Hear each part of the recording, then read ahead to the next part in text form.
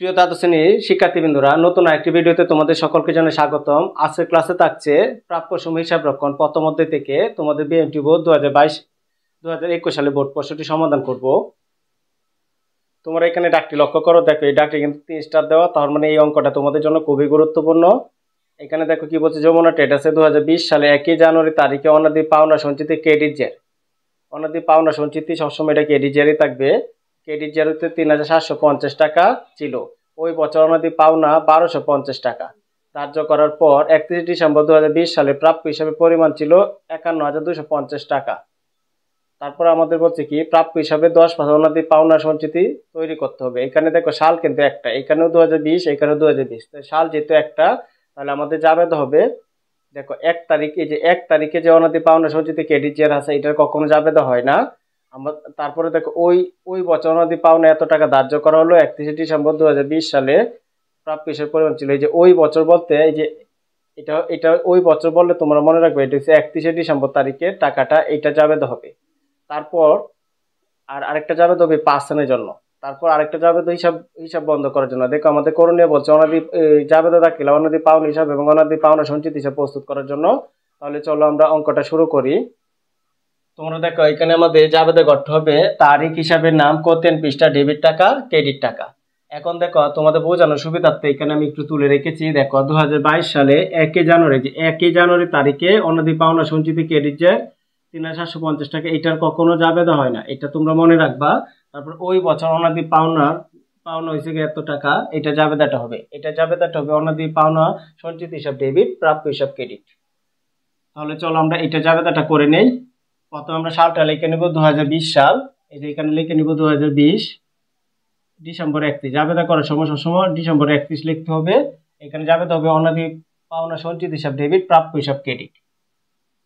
অনাদি পাওনা সঞ্চিত হিসাব ডেবিট, অনাদি পাওনা সঞ্চিত হিসাব ডেবিট, তারপর জাবেদাটা হবে প্রাপ্য হিসাব ক্রেডিট। এখানে আমরা ব্যাখ্যাটা লিখবো, যেহেতু অনাদি পাওনা হিসাবভুক্ত করা হয়েছে। দেখো আমাদের টাকাটা কোনটা হবে, দেখো ওই বছর অনাদি পাওনার টাকাটা কত, 1250 টাকা। এখান থেকে বসবে 1250 টাকা, এখান থেকে বসবে 1250 টাকা। যে আমাদের এই কাজটা শেষ। তারপরে 5 জন্য জাবেদাটা করতে হবে। 5 জন্য জাবেদাটা আমরা করব। দেখো 5 জাবেদাটা করার আগে আমাদের আগে টাকাটা বের করে বুঝতে হবে। যদি আমাদের এই টাকাটা বড় হয় তাহলে জাবেদাটা হবে একরকম, আর যদি 5 টাকাটা আর অনাদি পাওনা টাকাটা মিলে যোগ করে যদি এই টাকাটা বড় হয় তাহলে এটা জাবেদাটা হবে আরেক রকম। তাহলে দেখো আমাদের দেখো প্রাপ্য হিসাবটা কত আছে, 51250। এটাকে আগে 5% বের করে নিব। 51250 গুণ 10%। 10% দিলে আমরা যে টাকাটা হবে এখানে লিখবো। এখন আমরা এই টাকাটা বের করে নিব। দেখো এটাকে আমরা 10% দিব, এই টাকাটাকে 51250 গুণ 10%। দিলে আমরা পাই 5125। এখানে পাবো আমরা 5125। এটার সাথে আমাদের যোগ করতে হবে। দেখো ওই বছর অনাদি পাওনা টাকাটা কত, 1250। এটা আমরা যোগ করে নিব। যদি আমরা এই দুইটা যোগ করি, 5125 যোগ 1250 যোগ করলে আমরা পাবো 6375। এখান থেকে আমরা বিয়োগ করব। দেখো এখান থেকে যে আমাদের দেখো ক্রেডিট জেরটা কত, এই যে এটা 3750। এখন দেখো এই টাকাটা বড় আর এই টাকাটা ছোট। এই টাকাটা বড় হইলে আমাদের জাবেদাটা হবে অনাদি পাওনা হিসাব ডেবিট আর অনাদি পাওনা সঞ্চিত হিসাব ক্রেডিট। আর যদি এই টাকাটা বড় হইতো তাহলে আমরা জাবেদাটা কত, অনাদি পাওনা সঞ্চিত হিসাব ডেবিট আর অনাদি পাওনা হিসাব ক্রেডিট, মানে এটার বিপরীত হইতো এটা। তাহলে আমাদের এখন জাবেদাটা হবে অনাদি পাওনা হিসাব ডেবিট, যেহেতু এটা বড়। অনাদি পাওনা হিসাব 5 টাকাটা এবং অনাদি পাওনা মিলে এই টাকাটা হয়। এটার জন্য আমাদের জাবেদা হবে অনাদি পাওনা হিসাব ডেবিট আর অনাদি পাওনা সঞ্চিত হিসাব ক্রেডিট। এখানে আমরা ডিসেম্বর 31 লিখবো। এগুলি লিখবো অনাদি পাওনা হিসাব ডেবিট আর অনাদি পাওনা সঞ্চিত হিসাব ক্রেডিট। এখানে ব্যাখ্যাটা হবে, যেহেতু অনাদি পাওনা সঞ্চিত সৃষ্টি করা হলো, যেহেতু অনাদি পাওনা সঞ্চিত সৃষ্টি করা হলো। এখানে দেখো টাকাটা কিভাবে বসাবো, যে এটা থেকে এটা বিয়োগ করবো, যে টাকাটা পাবো এখানে দুনো দিক দিয়ে বসিয়ে দিব। তাহলে দেখো 6375 বিয়োগ 3750 আমরা বিয়োগ করলে পাবো 2425। এখান থেকে বসাবো আমরা 2425 টাকা, এখান থেকে বসাবো 2425 টাকা। এই যে আমাদের এটাও শেষ। তারপরে দেখো এখানে দুইটাই আসিন, এই যে অনাদি পাওনার জন্য এটার জন্য আমরা একটা জাবেদা করছি, আর 5 জন্য আরেকটা জাবেদা করছি, আর কোনো হিসাব নাই। আর এখন আমরা হিসাবটা বন্ধ করতে হবে, আর হিসাবটা বন্ধ করতে গেলে এটা জাবেদা হবে আয় সারাংশ হিসাব ডেবিট আর অনাদি পাওনা হিসাব ক্রেডিট। এখানে জাবেদাটা হবে আয় সারাংশ হিসাব ডেবিট আর অনাদি পাওনা হিসাব ক্রেডিট।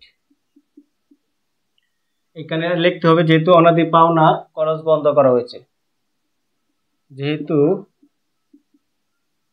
অনাদায়ী পাওনা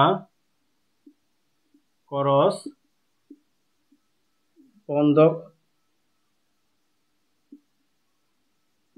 করা হলো।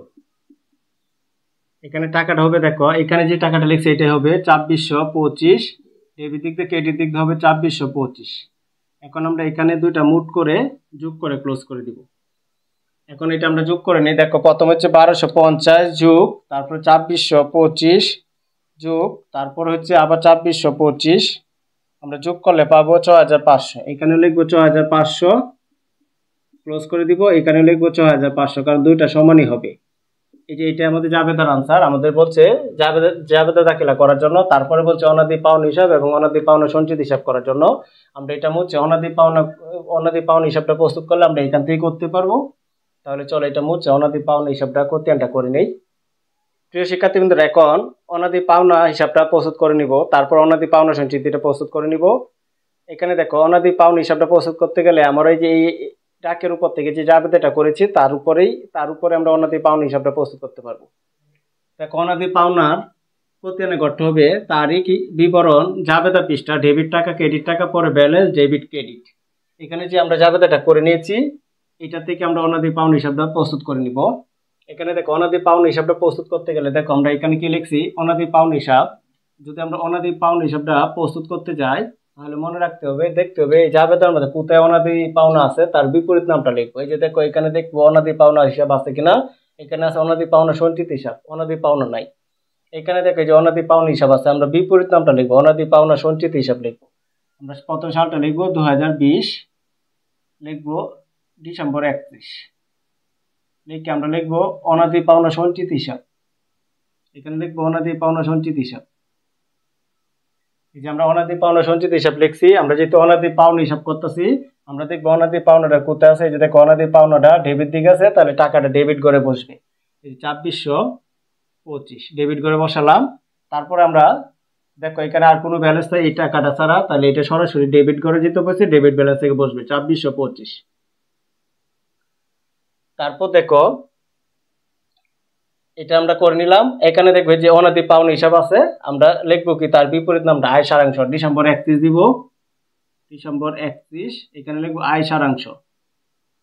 আয় সারাংশ হিসাব লেখার পর যেহেতু আমরা অনাদি পাওনা হিসাব করতেছি দেখবো অনাদি পাওনাটা কোথায় আছে। যে অনাদি পাওনাটা ক্রেডিট দিকে আছে, ক্রেডিট টাকাটা বসাবো। এই যে ক্রেডিট ঘরে টাকাটা বসাবো 2425। এখন দেখো এই টাকাটা কিন্তু প্রথমে একবার আছে, এটা সরাসরি এখানে গেছে, আর এখানে টাকাটা এটা যাওয়ার এই ক্রেডিট নিতে গেলে এখানে দেখো একটা ব্যালেন্স আছে, এটাকে টপকে যাইতে হবে। টপকে যাইতে গেলে এই যে ডেবিট আর ক্রেডিটে কি হবে, বিয়োগ হবে। দেখো এইটার এটা সমান, এইটার এটা সমান, যেহেতু সমান বিয়োগ করলে আমাদের ফলটা কি হবে, নীল হবে। তোমরা মনে রাখবা সবসময় অনাদি পাওনা হিসাবটা করার সময় ব্যালেন্সটা নীল হবে। এই যে আমাদের অনাদি পাওনা হিসাবে কাজ শেষ। আশা করি তোমরা এটা বুঝতে পেরেছো অনাদি পাওনা হিসাবটা কিভাবে প্রস্তুত করতে হয়। প্রিয় শিক্ষার্থীবৃন্দরা, এখন অনাদি পাওনা সঞ্চিত হিসাবটা প্রস্তুত করে নিব। এটা করতে গেলে তোমরা দেখো আমরা উদ্দীপক থেকে শুধু এক এক তারিখে যে অনাদি পাওনা সঞ্চিত হিসাবটা ক্রেডিট যে একটা সেইটা নিব, আর সবগুলো জাবেদা থেকে নিব। দেখো 2020 সালে 1 জানুয়ারি তারিখে অনাদি পাওনা সঞ্চিত ক্রেডিট যে আছে 3750 টাকা। এটা আমরা লিখতে গেলে দেখো এটা দেখো জানুয়ারি মাসের শুরুতে, তাহলে এটাকে ব্যালেন্স বিডি দ্বারা লিখতে হবে। তাহলে চলো আমরা এটা লিখে নিই। অনাদি পাওনা সঞ্চিত হিসাবটা প্রস্তুত করতে গেলে আমাদের গঠন হবে তারিখ বিবরণ জাবেদা পৃষ্ঠা ডেবিট টাকা ক্রেডিট টাকা পরে ব্যালেন্স লিখে ডেবিট ক্রেডিট লিখতে হবে। আর অনাদি পাওনা সঞ্চিত হিসাবের ক্ষেত্রে তোমরা মনে রাখবে এক এক তারিখের যে অনাদি পাওনা সঞ্চিতিটা আছে এটা এখানে আনবো, আর সবগুলা জাবেদা থেকে নিব। তাহলে আমরা প্রথমে সালটা লিখে নিব 2020 জানুয়ারি 1। যেহেতু জানুয়ারি 1 তারিখ আছে এই কারণে আমরা ব্যালেন্স বিডি লিখতে হবে, ব্যালেন্স বিডি। ব্যালেন্স বিডি লিখে তো এটা ক্রেডিট যে আছে সরাসরি ব্যালেন্স হয়ে যাবে। ব্যালেন্স মানে হচ্ছে যে 3750, ক্রেডিট যেটা হবে 3750, আর কোথাও এটা বসবে না। এখন সবগুলা এখান থেকে আমরা করে নেব। দেখো এখানে আমাদের অনাদি পাওনা সঞ্চিতি আছে কিনা দেখবে, যে দেখো অনাদি পাওনা সঞ্চিত হিসাব আছে। যেহেতু আমরা অনাদি পাওনা সঞ্চিত হিসাব প্রস্তুত করতেছি, এটা দেখবো কোথায় আছে। যে এখানে আছে, তাহলে এটার বিপরীত নামটা লিখবো। আমরা লিখবো এটি সব যা এখন লিখবো সব ডিসেম্বর 31 দিয়ে, এখানে লিখবো প্রাপ্য হিসাব।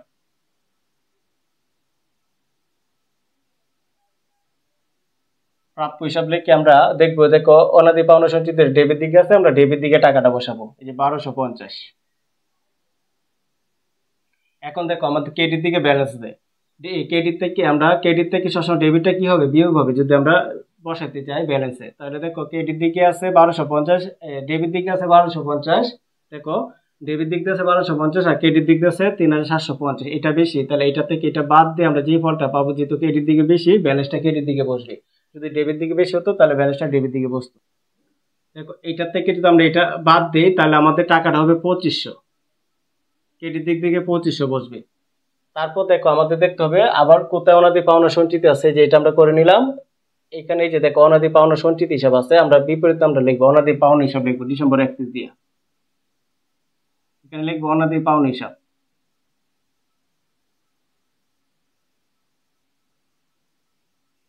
টাকাটা দেখো বিপরীত নামটা লিখছি, যেহেতু আমরা অনাদি পাওনা সঞ্চিত হিসাব করতেছি, তাহলে অনাদি পাওনা সঞ্চিত টাকাটা লিখবো। এই যে দেখো এটা ক্রেডিট দিকে আছে, আমরা ক্রেডিট দিকে টাকাটা বসাবো। এই যে এখানে ক্রেডিট দিক দিয়ে বসবো 2425। এখন দেখো এটাও ক্রেডিট আর এটাও ক্রেডিট, এটা কি হবে, যোগ হবে।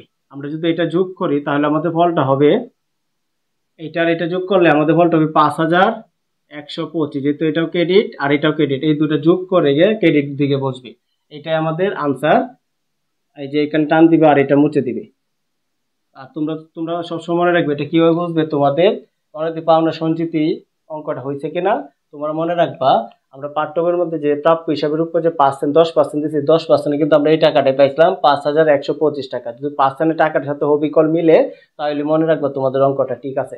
আশা করি প্রিয় শিক্ষার্থীবৃন্দরা আমার ক্লাসটি তোমরা বুঝতে পেরেছো। যদি আমার ক্লাসটি তোমাদের ভালো লেগে থাকে তাহলে অবশ্যই আমার চ্যানেলটি সাবস্ক্রাইব করবা, লাইক শেয়ার কমেন্ট অবশ্যই করে নিবা, এবং কোন কোন টপিকের উপর ভিডিও চাও আমাকে কমেন্ট করে জানাবে, ইনশাআল্লাহ আমি দেওয়ার চেষ্টা করবো। আসসালামু আলাইকুম।